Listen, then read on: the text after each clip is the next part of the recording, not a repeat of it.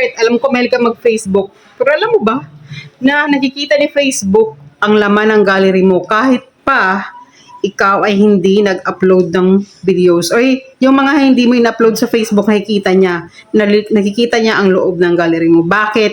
Yan yung ituturo ko sa inyo ngayon. Dapat i-check nyo kung naka-on or off ito. Dapat naka-off siya. Kasi kapag naka-on siya, sure ka, halaka, nakikita ni Facebook ang laman ng gallery mo. So ngayon, ituturo ko sa inyo, sundan nyo lang ite.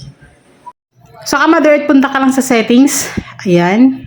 Pagpunta mo ng settings, hanapin mo lang yung camera and sharing suggestion. Yun lang, off mo lang yan. Yan, basahin mo ka, Mother Earth.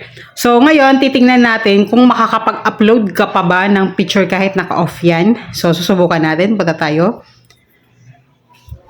Yan nga, Mother Earth. Kaya, mapansin nyo may nilagay ako dyan na sample.